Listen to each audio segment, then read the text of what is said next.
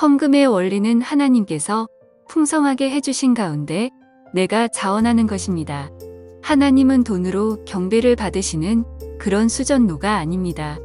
헌금은 하나님께서 주신 것을 가지고 자원하는 것이며 성경의 어느 곳에도 성도들에게 빚을 내서 헌금하라는 내용은 없습니다. 서로 사랑하는 것 외에는 누구에게든지 어떤 것도 빚지지 말라. 다른 사람을 사랑하는 자는 율법을 성취하였느니라.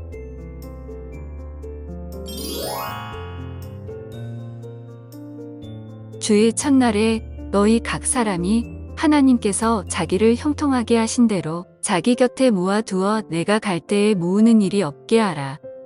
먼저 자원하는 마음만 있으면 사람이 가진 것에 따라 주께서 그것을 받으실 것이요 그가 갖지 아니한 것은 받지 아니하시리라. 성경 기록에 의하면 자기를 형통하게 하신 대로 자기 곁에 모아두어 라고 하십니다.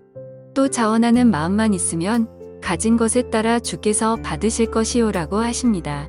결국 헌금을 작정하는 것 자체가 하나님의 말씀을 위반하는 것입니다.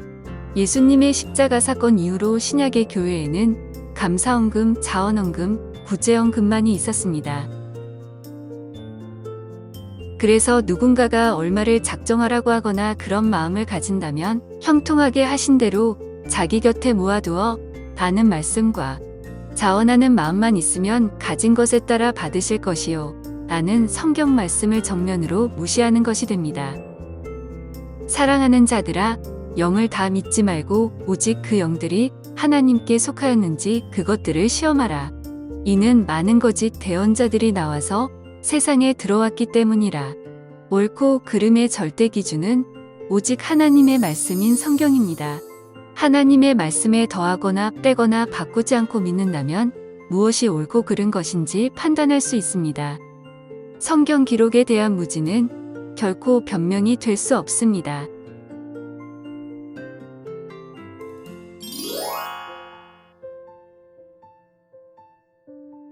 신약 성경에서 헌금에 대해 검색을 해보면 고린도전서 16장과 고린도후서 8장 모두 헌금의 용도가 당시의 예루살렘에 큰 흉년이 들어 서로를 도와주기 위한 목적이었음을 확인할 수 있습니다. 고린도후서 9장 6절과 7절에서 곧 인색하게 뿌리는 자는 또한 인색하게 거둘 것이요 풍성하게 뿌리는 자는 또한 풍성하게 거두리라는 것이라. 자기 마음속에서 정한 대로 줄 것이요 마지못해 하거나 억지로 하지 말지니 하나님은 즐거이 주는 자를 사랑하시느니라 라고 기록되어 있습니다. 이 말씀은 목회자들의 지원을 위한 연보라기보다는 불우한 환난을 겪는 형제나 자매들에 대한 연보를 가리키는 말씀이었습니다. 마지못해라는 표현의 반대는 기꺼이 즐겨주느니라는 의미인 것입니다. 고린도전서와 후서를 살펴보면 사도 바울이 어려운 처지에 있었던 사람들을 도와주기 위해 연보를 전달받은 사례들이 나올 뿐 바울 역시 자비량 사역으로 고생을 하면서도 따로 성도들에게 헌금을 받아 자의적으로 사용하지 않은 것이 분명하게 확인됩니다. 내가 너희를 섬기기 위하여 다른 교회들로부터 삭슬 받아 그들을 강탈하였노라. 사도 바울이 성도들의 돈을 전혀 받은 적이 없는 것은 아니었지만 이 또한 다른 어려운 성도들을 위한 봉사 비용으로 사용되었습니다. 다시 말해 단지 바울은 그것을 다른 교회로부터 어려운 성도들에게 전달하기 위해 일했던 것입니다. 사도행전이나 다른 서신서를 보면 초대교회에서 헌금의 용도는 대부분 고아나 과부, 가난한 성도들을 돕는 구제였습니다.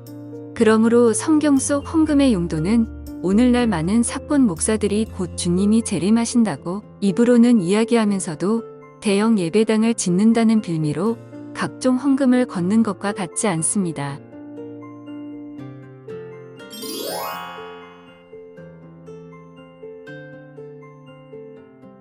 예수님의 십자가 사건 이후로부터 신약의 초대교회에는 11조에 대한 사례가 없습니다.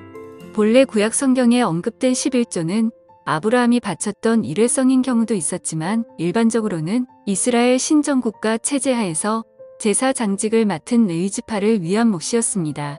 다른 용도로는 절개 행사 비용 또는 고아나 과부, 가난한 사람들을 위한 것이었습니다. 즉, 당시의 이스라엘 백성들에게는 세금에 가까웠습니다. 출애굽 이후에 땅을 분배받은 11지파들과는 달리 제사 장직을 맡았던 레위 지파들에게는 다른 수입원이 없었기 때문입니다. 너희도 살아있는 돌들로서 영적 집으로 건축되고 예수 그리스도를 통해 하나님께서 받으실 만한 영적 희생물을 드리는 거룩한 제사장이 되었도다. 예수님의 십자가 사건 이후에는 모든 성도가 왕과 같은 제사장 신분이 되었습니다. 그러므로 레위 제사장직이 더 이상 필요 없게 된 신약의 교회에는 11조를 과연 누구의 몫으로 드려야 하는 것인지도 의문이 생기는 것입니다. 니골라당에 대한 영상에서 이미 다루었듯이 목사나 장로 혹은 감독은 구약시대의 성직자였던 제사장직과 같은 선상에 둘 수는 없습니다. 왜냐하면 목사나 장로 혹은 감독은 다른 성도들과 같이 은사나 직무로서의 의미만 부여된 평등한 지체요, 형제일 뿐이기 때문입니다.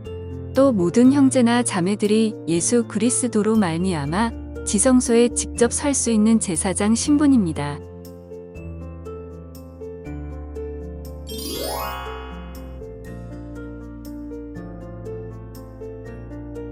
바리새인들이 멸망한 후인 신약의 초대교회 시기에는 11조를 잘 해야 한다거나 잘했다는 기록이 없습니다. 기독교가 박해의 시대를 거쳐 황제에 의해 공인되기 전인 4세기 초가 될 때까지도 11조는 헌금의 일종으로 실행되지 않았습니다. 1세기 초대교회에서 폐지되었던 11조 제도는 한참 후에 중세 로마 카톨릭 시대에 슬며시 나타났다가 종교개혁 이후 교회와 국가가 분리되면서 다시 대부분의 유럽 전역의 교회들에서 폐지되었습니다. 지적할 점은 중세 시기에 온갖 비리로 난무했던 카톨릭조차도 지금은 11조의 제도를 버리고 자율적인 헌금 방식을 채택하고 있다는 것입니다. 그런데 많은 한국의 개신교들이 이 11조 제도를 들여와 성도들의 믿음을 빌미로 11조를 강조하고 있는 것이 참 어처구니가 없는 일입니다.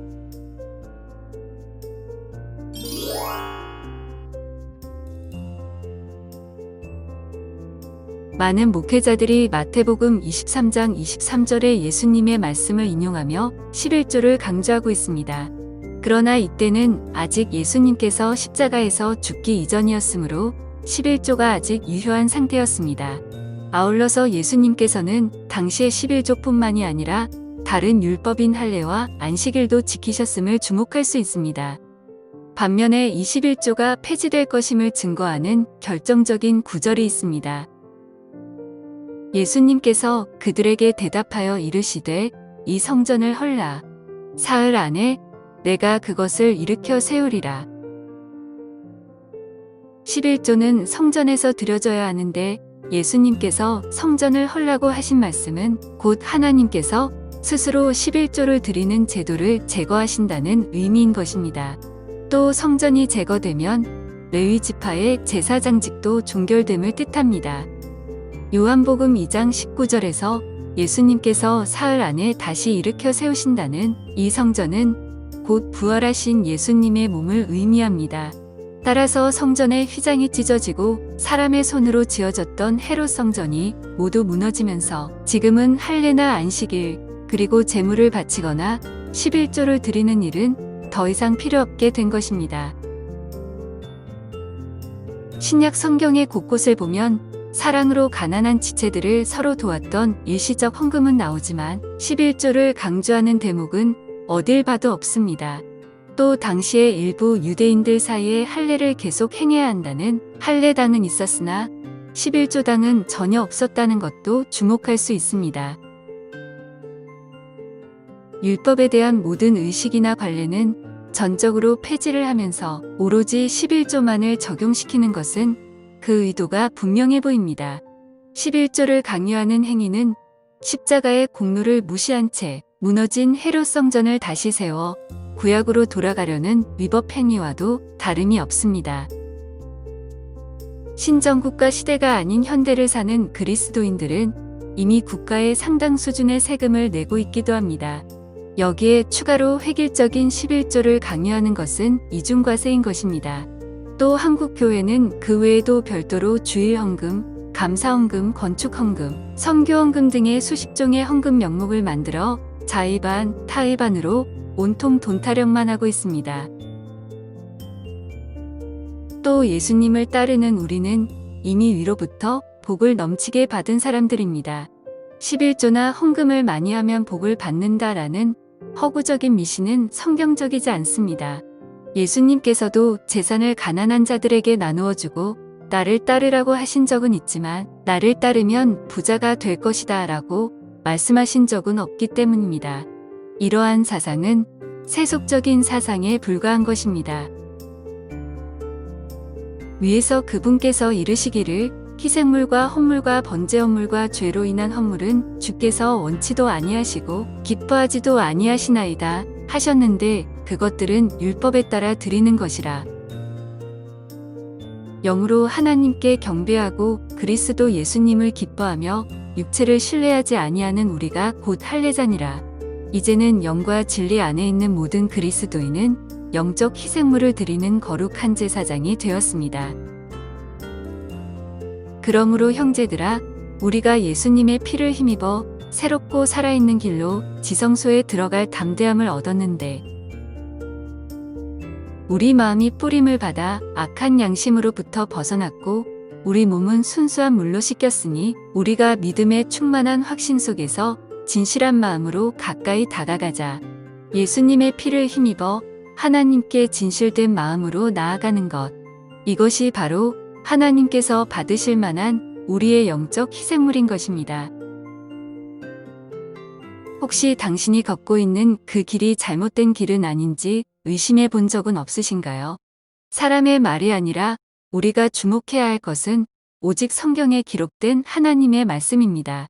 성경 기록만을 의지하여 스스로를 점검해 보시기 바랍니다. 무지는 무죄가 아닙니다. 감사합니다.